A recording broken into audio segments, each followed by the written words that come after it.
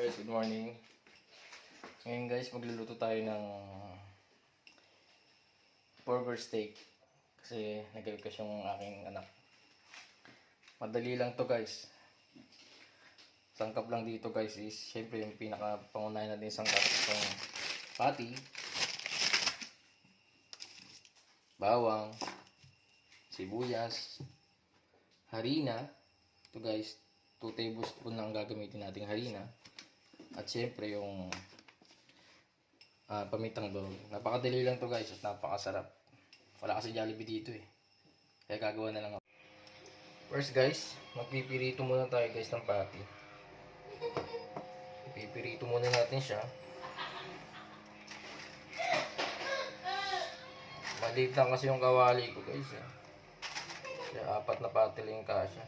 Actually pagkakasyahin ko nga lang. And then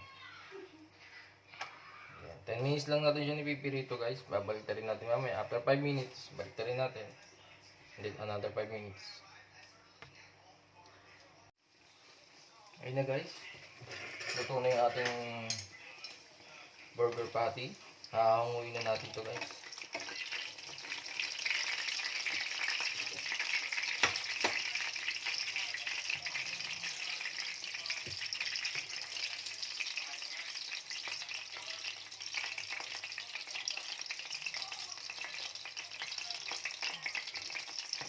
Madali lang naman ito maluto guys.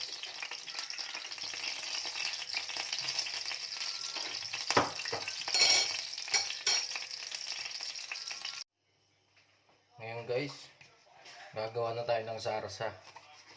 Siyempre guys, hindi mantika ang gagamitin natin sa paggawa ng sarsa sa burger steak. Dito guys, sa paggawa ng sarsa, hihinaan nyo yung apoy guys. Nasa pinaka-low lang dapat siya. Ayan. Gumamit tayo ng dairy cream.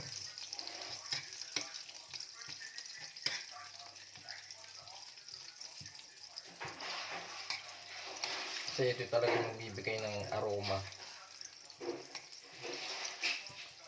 sa ating sauce ng burger steak natin.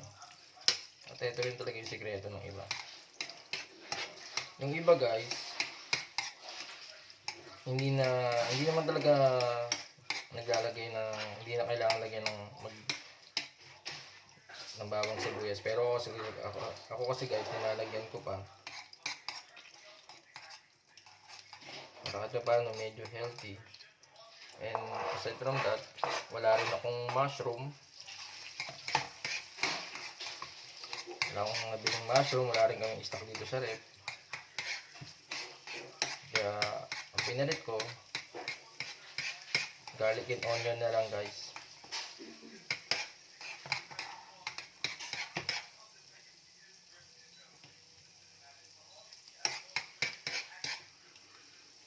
Bango guys. Pag pinagsama mo yung butter at saka garlic, nagiging ano siya guys, kulang na lang shrimp. Para buttered shrimp.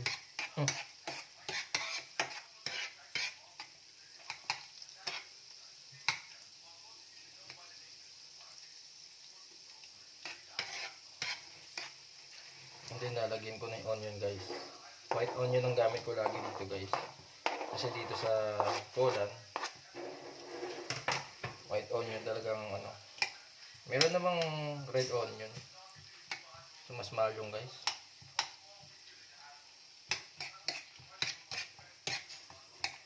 Yung onion at onion, mura naman. Malalaki pa.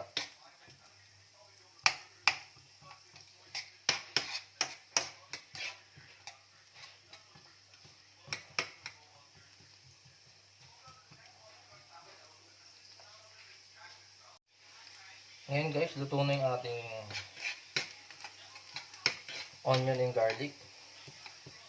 Ngayon set natin sa pinaka mas mahina pang apoy guys. Kasi ilalagay natin tong harina.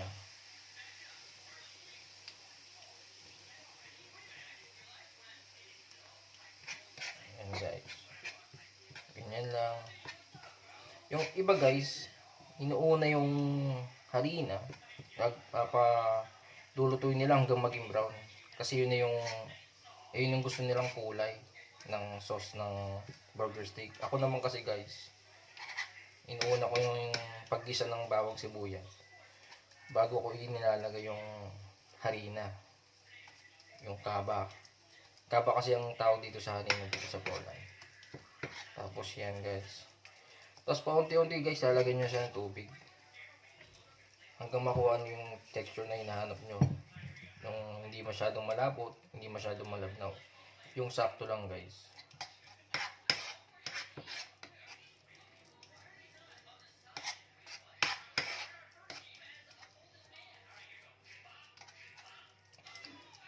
Pagdating sa parte na to guys, kapag may harina na, obligado na haluin ng haluin.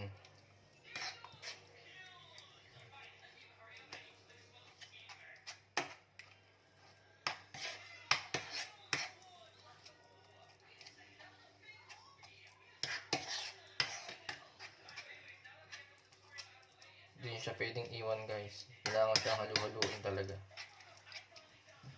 Ayan guys, medyo ano ba. Alang ng water guys kapag alam nyo sobrang laki. Ngayon guys, pag ganito yung texture niya.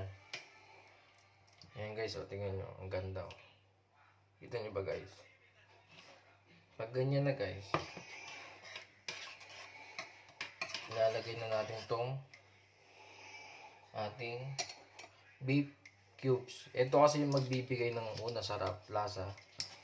At siyempre, kulay guys. Ito yung magpapakulay ng ating sauce.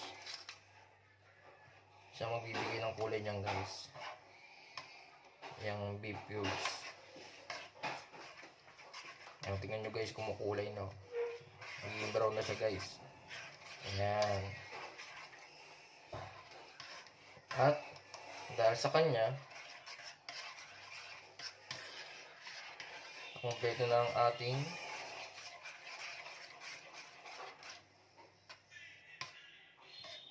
burger steak. Ayan guys. Kumuli na siya guys. Nang kagaya ng kulay nang nabibili natin sa Jollibee. Dahil sa beef cubes guys.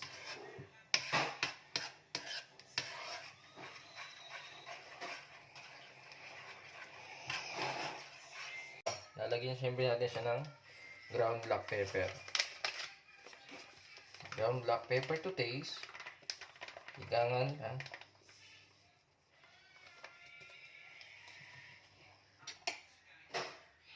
Ilalagay na natin ngayon yung patty.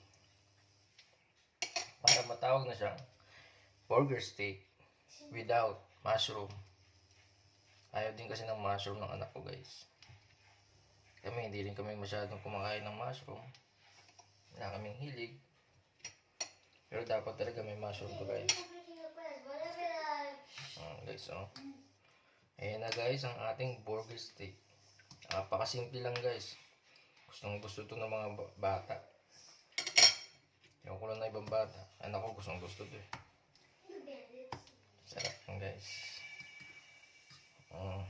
Ang sarap guys oh.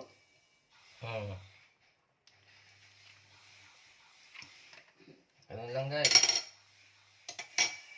Ganun lang gumawa ng burger steak guys. Bye bye.